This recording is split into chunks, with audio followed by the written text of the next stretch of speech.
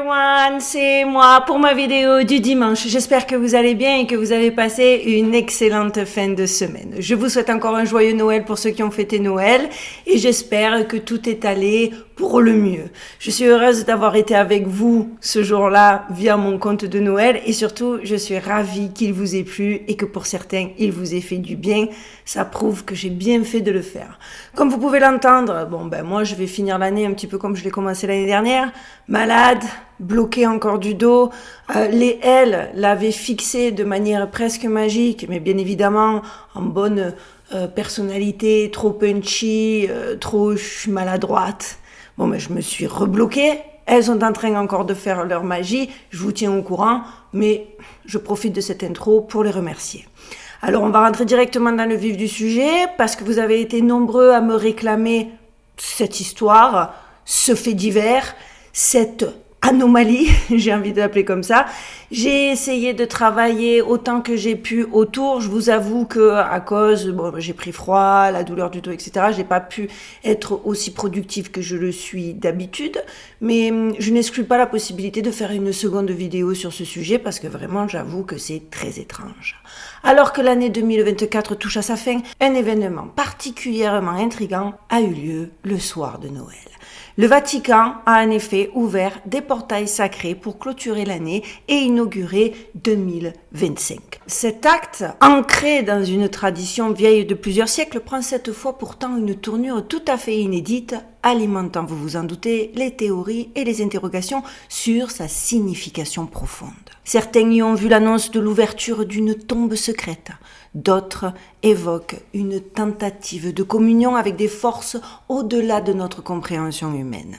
Les chants mystérieux, les prières cryptiques et l'atmosphère solennelle qui entourait l'événement semblaient presque orchestrés pour évoquer une résonance cosmique, une sorte d'appel adressé à l'invisible. Mais ce qui a véritablement captivé l'attention du public, c'est la rumeur selon laquelle l'un de ces portails aurait été ouvert non pas dans une basilique ou un lieu saint traditionnel, mais dans un lieu pour le moins inattendu, une prison. Je vous en parlais déjà dans ma vidéo sur qu'y a-t-il dans les sous-sols du Vatican. Je vous mets le lien en barre de description de celle-là. Que cherche-t-on à libérer ou à enfermer à travers cette cérémonie inhabituelle? La question est lancée. Les caméras du monde entier étaient braquées sur le Vatican, mais une ombre semblait planer sur cette transmission en direct, comme si l'on voulait montrer quelque chose tout en cachant l'essentiel. Était-ce un simple rituel ou un signal envoyé à des forces bien plus anciennes que nous? Une chose est sûre, cette nuit-là, le souffle sacré s'est mêlé à celui de l'inquiétude, laissant derrière lui une énigme prête à être déchiffrée. Et si ce qui venait d'être ouvert ne pouvait plus jamais être refermé? Attention, cette vidéo, moi en tout cas j'ai adoré la faire, j'espère qu'elle va vous intéresser. Accrochez-vous, c'est maintenant, on y va.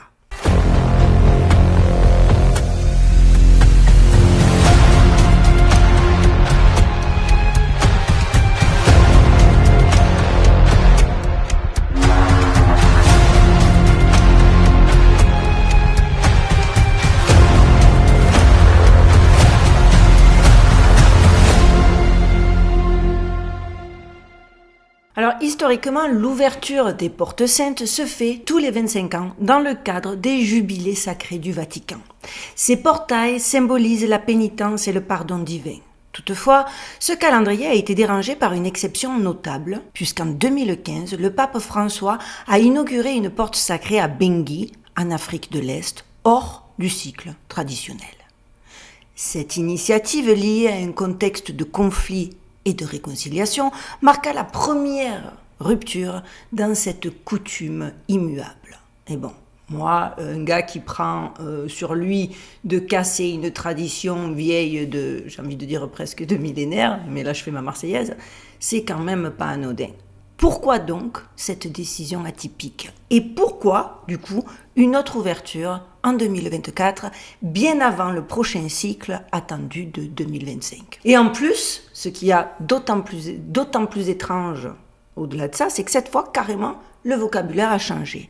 Et c'est là que réside l'élément clé du mystère. Il ne s'agit plus seulement de porte sainte, mais de portail sacré. C'est comme ça qu'il le présente.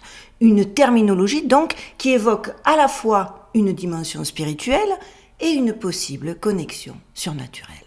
Ces portails, au nombre de 5, ont été ouverts dans des lieux stratégiques, y compris, je vous le disais en introduction, pour la première fois dans une prison. Ce choix inhabituel renforce les liens avec des récits bibliques sur les anges déchus, laissant planer l'ombre de signification bien plus profonde qu'un simple jubilé normal, etc., etc. Le contexte de cet événement soulève également des questions liées aux activités récentes du Vatican. En effet, en début d'année 2024, une mise à jour discrète mais significative du document officiel sur le discernement des phénomènes surnaturels a en effet été réalisée. Selon cette nouvelle version, le processus d'évaluation des apparitions et événements surnaturels a été accéléré, permettant ainsi au Vatican de démentir plus rapidement les revendications suspectes. Alors, c'est quand même étonnant que cela intervienne à une époque où les témoignages d'expériences surnaturelles, souvent appuyés par des vidéos et des photos publiées sur les réseaux sociaux, se multiplient. Alors certains pourraient se dire, justement, il y a tellement de tout et n'importe quoi qu'il faut qu'ils se protègent. Oui, ou alors, on peut tellement le constater par nous-mêmes qu'il est important de les démystifier le plus rapidement possible. Et justement, ces modifications administratives coïncident également avec des phénomènes troublants relayés par les médias, tels que, je ne sais pas si vous en avez entendu parler en France, le syndrome du visage démoniaque. Vous le voyez en photo, ce syndrome, décrit comme une condition rare où les individus perçoivent des visages démoniaques dans leur entourage, est apparu dans plusieurs articles en mars 2024. Ces rapports semblaient surgir de nulle part, tout en nourrissant un climat d'inquiétude lié à une augmentation des allégations de manifestations surnaturelles. Et généralement, tout a été balayé grâce à cette nouvelle loi et grâce aux fact-checkers en disant que c'était des fakes, etc., etc. Mais le point culminant demeure la symbolique des portails et leur mise en scène dans les événements publics. Parce que ça encore, voilà quelque chose dont on a eu droit tout au long de l'année, avec le meilleur des exemples, la cérémonie de clôture des Jeux Olympiques de 2024, où par exemple, on a pu voir une scène monumentale, un gigantesque portail entouré de figures mystiques et dominé par une entité dorée surnommée le Voyageur, apparaissant comme traversant ce passage.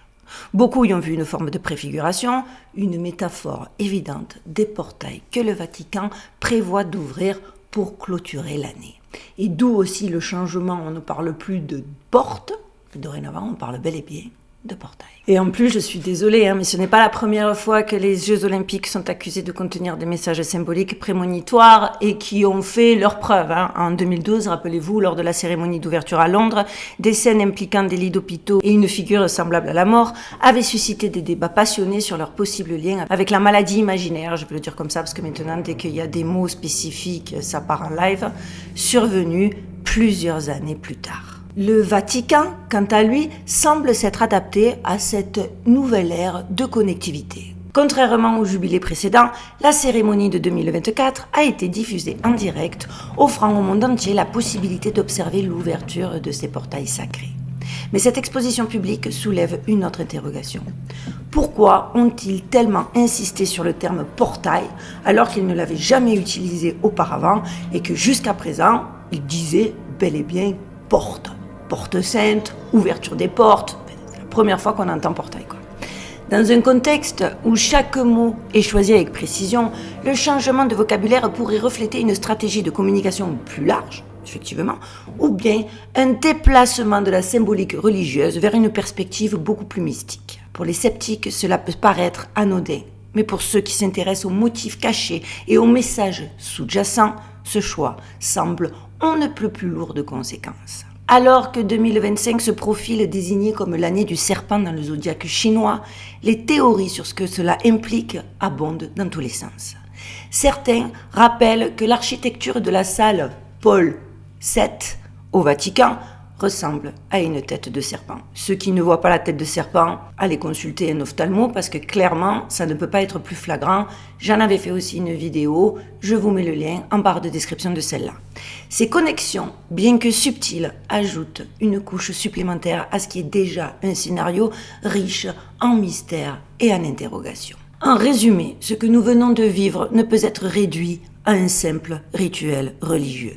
C'est un événement qui transcende les frontières du spirituel et du symbolique, s'inscrivant dans un cadre plus vaste d'histoire, de culture et peut-être même, les amis, de prophétie. Ce qui est certain, c'est que l'année 2024 ne se terminera pas dans l'indifférence et que 2025 commence déjà à s'annoncer comme une année absolument fascinante, peut-être même décisive dans le grand théâtre de notre époque. D'autant plus que, juste avant l'ouverture de la porte finale, je suis tombée sur la vidéo d'un YouTuber américain dont le nom de la vidéo c'est The Trumpet Ezekiel, donc la trompette Ézéchiel.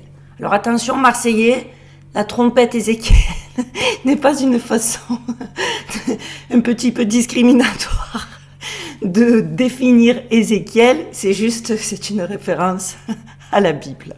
Donc la trompette Ézéchiel, je vais pas le dire en anglais parce que c'est ridicule vu que je parle en français, mais je suis désolée, la trompette Ézéchiel, personnellement, ça me fait rire. Bon. Et donc, la trompette Ézéchiel défend une théorie absolument passionnante. En effet, il explique que dans ces salles scellées, une tombe en particulier devrait attirer toute notre attention car il s'agirait de la tombe de Lucifer.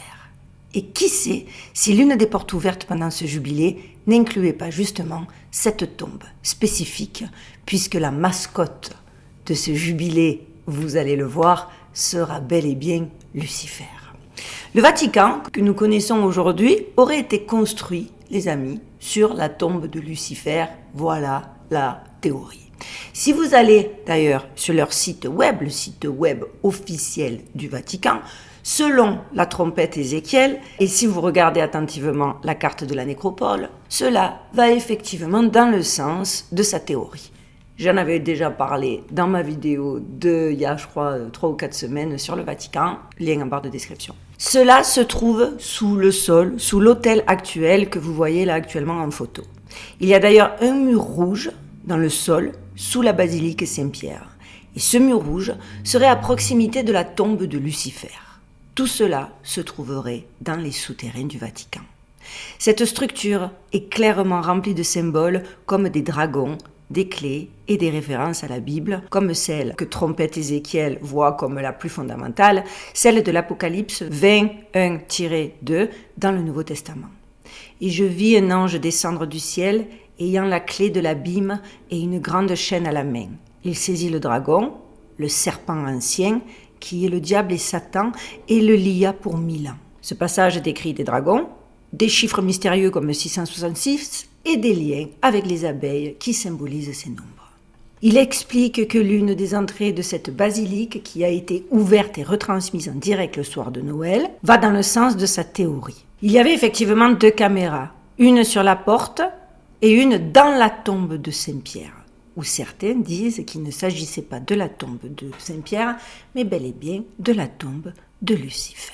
Alors, vous vous en doutez, cette théorie a retenu mon attention puisqu'elle allait dans le sens de la vidéo que je vous ai déjà faite il y a 3 ou 4 semaines et j'ai eu envie de la creuser un petit peu plus. Notre voyage recommence donc avec la nécropole du Vatican, un ancien lieu d'inhumation qui se trouve bel et bien sous la basilique Saint-Pierre. Cette ville souterraine des morts est un labyrinthe de tombes et de momies, chacune avec son propre récit à raconter. La nécropole est un lieu chargé d'histoire où reposent les restes des premiers chrétiens et des figures historiques importantes. Mais pourrait-elle également être le dernier lieu de repos de Lucifer ? C'est ce que certains croient, parce qu'il y a bel et bien une tombe dans la nécropole qui est marquée du nom de Lucifer.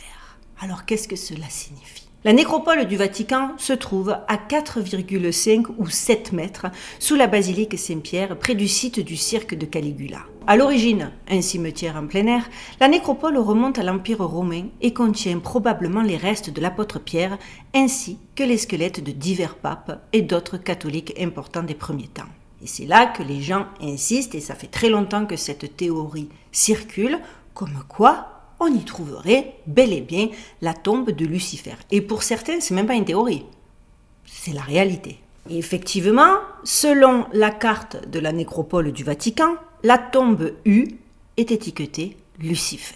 Alors bien évidemment, selon le narratif officiel, le Vatican dit l'entrée de la tombe a été réduite en raison d'une faute dans l'architrave. Il est cependant possible d'apercevoir certaines des niches avec leur fond rouge caractéristique et plusieurs argosolies. Pourquoi c'est la seule avec un fond rouge? Pourquoi y a-t-il une lettre U qui semble, selon ceux qui ont eu accès, avoir été grattée volontairement? Pourquoi la porte est-elle scellée? C'est une des plus difficiles à ouvrir. Je trouve qu'effectivement, ça en fait suffisamment pour que je m'attarde 2 minutes sur la théorie de trompette Ézéchiel.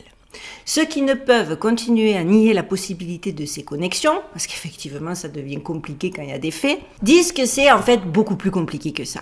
Et que c'est nous qui empruntons des raccourcis. Parce que de toute façon, il faut savoir que le nom de Lucifer signifiait à l'origine porteur de lumière en latin, comme la planète Vénus lorsqu'elle apparaissait comme l'étoile du matin. Le nom de Lucifer a une longue et complexe histoire, et sa signification a évolué au fil du temps. Dans la mythologie romaine antique, Lucifer était le nom de la planète Vénus lorsqu'elle apparaissait comme l'étoile du matin. Le nom a donc été adopté par les premiers chrétiens pour désigner l'ange déchu qui s'est rebellé contre Dieu et qui a été chassé du ciel. Mais le nom de Lucifer a également été utilisé pour d'autres figures de l'histoire chrétienne primitive, notamment, entre autres, un évêque nommé Saint Lucifer. Lorsque nous parlons de la tombe de Lucifer, nous devons être clairs sur lequel des deux Lucifer nous faisons référence, parce qu'effectivement, il joue sur ça. Il joue sur cette espèce de notion un petit peu détournée, où ça pourrait être l'évêque, ça pourrait pas être l'évêque, etc., etc. Comme l'étoile du matin Vénus, l'association de Lucifer avec l'étoile du matin est un aspect absolument fascinant de cette histoire quand on s'y penche 2 secondes. Dans l'Antiquité, la planète Vénus était souvent désignée comme l'étoile du matin car c'était l'objet le plus brillant du ciel avant l'aube. Le nom de Lucifer, qui signifie, je vous le disais, porteur de lumière, était une description appropriée pour ce corps céleste. Mais avec le temps, le nom de Lucifer est devenu associé à l'ange déchu et l'étoile du matin est devenu un symbole de rébellion et de défi. Cette dualité de sens ajoute une autre couche de complexité à la légende de la tombe de Lucifer et encore plus de nos jours où on sait très bien que la moitié des symboles ont été détournés et qu'on vit dans un monde où les valeurs sont upside down. Et que c'est très compliqué justement, et c'est là où ils sont forts. Je vous le disais, on met du vrai. Quels sont les mensonges qui fonctionnent le mieux? C'est les mensonges qui démarrent sur un socle de vérité. Bon, ça, c'est pareil. Les premiers chrétiens ont utilisé ce nom pour désigner quelques personnes, notamment un évêque nommé Saint Lucifer. Et vous allez voir, Saint Lucifer, c'était un évêque de Cagliari, en Sardaigne, au IVe siècle après Jésus-Christ. Et c'était un défenseur acharné du credo nicéen et un opposant farouche à l'arianisme, une hérésie qui niait la divinité du Christ. Saint Lucifer était connu pour son éloquence passionnée et son attitude intransigeante sur les questions de foi. Il a été exilé pour ses croyances et a passé de nombreuses années en exil avant de retourner dans son diocèse. C'est quand même très bizarre que le mec qui défendait corps et âme la divinité du Christ et qui donc n'hésitait pas à couper court à toute polémique, déjà qu'on l'ait appelé Lucifer et qu'en plus il ait été exilé. Déjà, moi j'aime pas quand il y a des incohérences dans des récits parce que pour moi, toute incohérence signifie mensonge, même au quotidien avec vos amis. Quand ils vous racontent une histoire, qu'il y a un truc qui n'est pas clair, cherchez pas midi à 14h, c'est qu'ils vous mentent. Donc, le nom de Lucifer, pour le coup, dans le sens porteur de lumière, était une description appropriée pour cet évêque passionné et zélé. Mais, avec le temps, le nom de Lucifer est devenu associé à l'ange déchu et l'héritage de Saint Lucifer a été complètement éclipsé par les connotations beaucoup plus sombres du nom.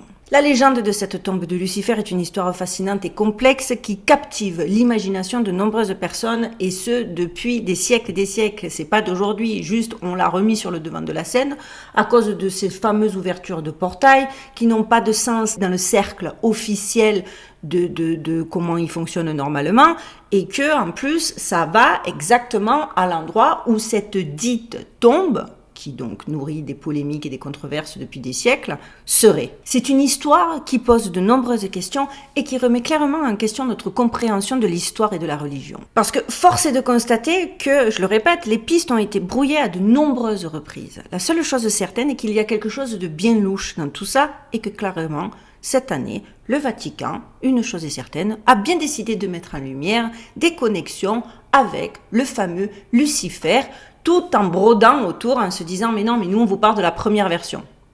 Pour ceux qui l'auraient oublié, d'ailleurs, parce que ça vous devez vous dire « mais pourquoi elle dit ça ?»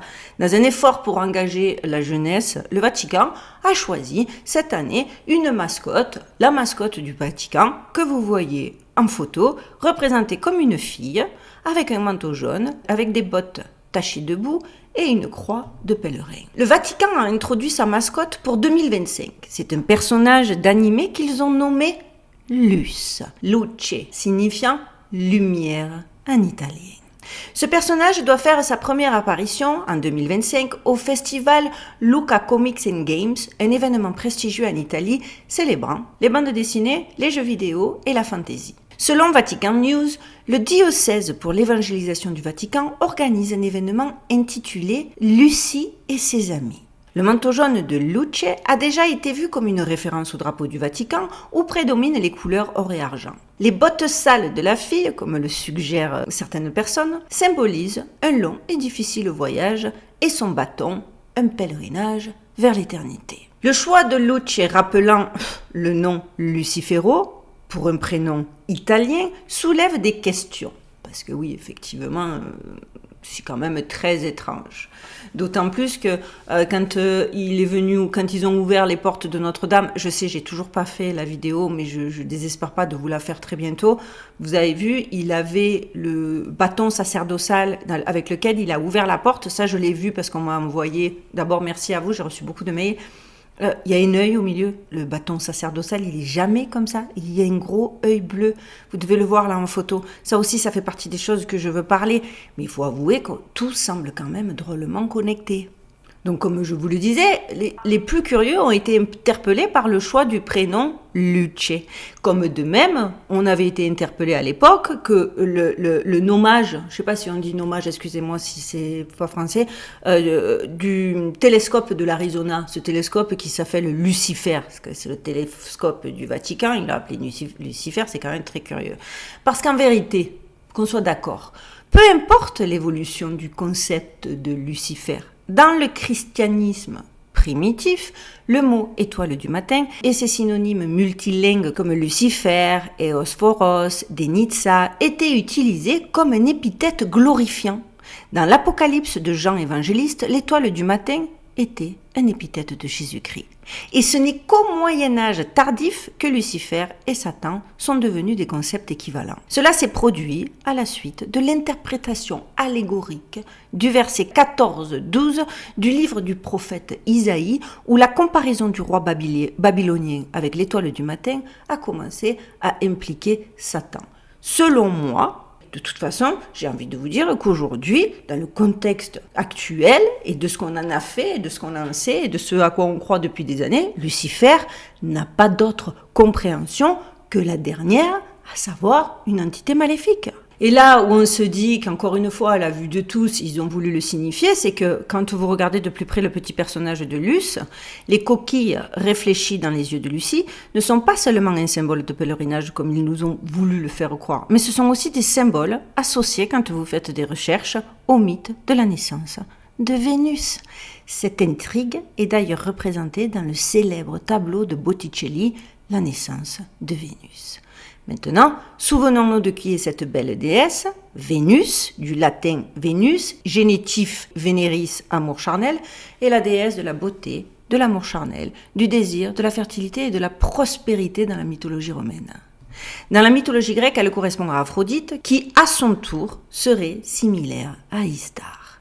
Istar est la divinité féminine centrale de la mythologie akkadienne, la déesse aussi de la fertilité, de l'amour charnel, ainsi que de la guerre et des conflits. Une divinité astrale censée être la personnification de la planète Vénus et qui est loin d'œuvrer pour le bien. Puisque les anciens croyaient que Vénus, visible surtout le matin et le soir, sont deux étoiles différentes, le corps céleste avait effectivement 2 noms. Le mâle, c'était Astar, ou étoile du matin, et la femelle était Astarté, ou étoile du soir. Dans certaines cultures sémitiques, en particulier les suméro-acadiennes, les 2 aspects de Vénus ont fusionné en un seul personnage mythologique. Par conséquent, la déesse Istar est caractérisée par l'androgynie, des signes des 2 genres, masculins et féminins. Elle était également la dame de Babylone. Istar pouvait souvent être accompagnée d'animaux sauvages, parmi lesquels se trouvait un loup. Et justement, qu'est-ce qu'elle a, la petite Lucie, là, avec ses grands yeux en forme de coquillage et son bâton? Eh bien, elle a un chien qui l'accompagne. Et ce chien, il s'appelle Santino. Honnêtement, je trouve que c'est un symbole très intéressant que le Vatican propose en lien avec 2025. Beaucoup aimeraient comprendre ce qu'ils ont voulu dire avec cela. Malgré les implications, la sélection de Luce comme symbole 2025 reste hyper intrigante. Et là, je vous ai fait qu'un petit aspect parce qu'il y a beaucoup de raisons à explorer. Elle incite à spéculer sur le potentiel de changements mondiaux significatifs l'année prochaine, gardant les observateurs attentifs à tout développement. Le nouvel ordre mondial sera-t-il lancé dans son intégralité l'année prochaine? En tout cas, il est clairement annoncé qu'ils vont essayer.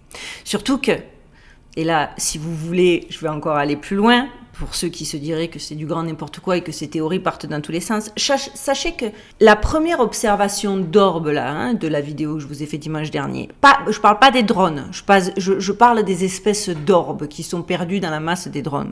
Bon, mais ça a été lancé, la toute première observation, par une youtubeuse américaine qui s'appelle Scout Love 21, qui après avoir observé et avait partagé sur ses réseaux une lumière brillante dans le ciel. Et d'abord, elle a dit que c'était Vénus. Mais en utilisant son télescope et en agrandissant son zoom, elle a vu une orbe scintillante qui semblait danser et bouger et qui ne correspondait absolument pas à ce qu'elle connaît de Vénus, mais qui se situe exactement sur l'emplacement de Vénus. Elle a alors utilisé une application de cartographie des étoiles et l'application ne montrait absolument rien à cet endroit au départ. Mais ensuite, l'application a semblé bugger et a tout à coup identifié la lumière comme étant Vénus. Scout Love 21 sait que cela ne ressemble pas à Vénus, car elle s'y connaît énormément, je vous le dis, c'est un peu son job, car Vénus ne scintille clairement pas de cette façon. Elle a alors filmé la lumière, pris des photos fixes à partir de la vidéo et invité ses followers à juger par eux-mêmes si cela ressemblait à Vénus. Alors bien évidemment, on a eu 2 types de réponses. Certains disent que c'est Vénus, mais elle reste convaincue que ce n'est pas le cas, comme une grande partie des gens, généralement de ceux qui savent de quoi ils parlent. Parce qu'après, tu as les abonnés lambda qui savent qu'ils ne savent rien, mais qui veulent pas l'admettre et qui, from nowhere, ont décidé de défendre l'avis que c'était Vénus, quand plein de professionnels, parce que moi je suis allée suivre les conversations sur Reddit, disent clairement que ce n'est pas le cas. Quoi qu'il en soit, c'est à partir de ce moment-là, de cette observation-là, que les drones et autres objets volants non identifiés se sont mis à se multiplier dans le ciel. Maintenant, on le sait du monde entier, parce que récemment, ça a encore été vu au Portugal, je vous le disais, en Thaïlande, au Brésil, en Russie. Donc, force est de constater que Vénus est à nouveau mentionné avec tout ce que cela signifie en termes de symbologie, en termes d'histoire, en termes d'antécédents, en connexion avec cette fameuse ouverture des portes qui ne devrait pas avoir lieu dans ce contexte actuel et qui ne correspond pas au calendrier chrétien, catholique, dites ça comme vous voulez. Bref, on est carrément, il faut quand même l'avouer, face à de nombreux secrets. Dites-moi ce que vous en pensez, mais moi, ça m'a interpellée et j'avais envie de le partager avec vous. Voilà les amis, cette vidéo est terminée. J'espère que vous ne serez pas trop déçus, parce que comme je vous le disais, à cause de nombreuses difficultés indépendantes de ma volonté, ça a été compliqué pour moi. J'espère que la semaine prochaine, ça va aller mieux. Encore que je vous dis, je vais faire des courtes vidéos jusqu'à la rentrée des classes, parce que ces vacances qui étaient censées me reposer, comme d'habitude, ne m'ont pas reposé du tout.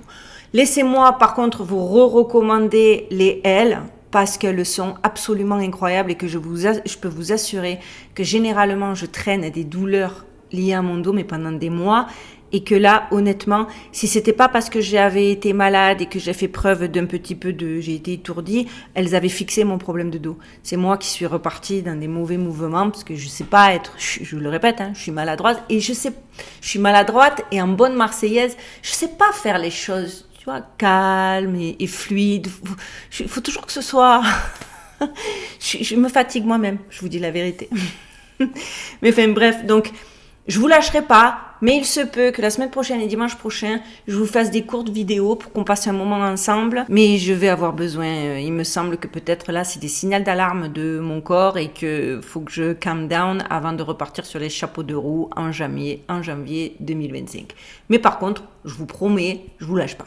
Voilà les amis, en attendant qu'on se retrouve jeudi prochain pour nos dossiers du Mystère D, je vous souhaite de passer une excellente fin de dimanche. N'oubliez pas, j'ai besoin de vous et la meilleure façon de m'aider c'est on like, on commente, on partage, c'est pas moi, c'est pour l'algorithme. Les petits nouveaux, abonnez-vous, le but, créer une communauté tellement puissante, tellement nombreuse qu'on sera indéboulonnable, c'est ça le but, c'est qu'on soit forts, unis entre nous. Vous le savez, prenez bien soin de vous, prenez bien soin de vos proches, gardez l'œil ouvert et surtout les amis, stay safe.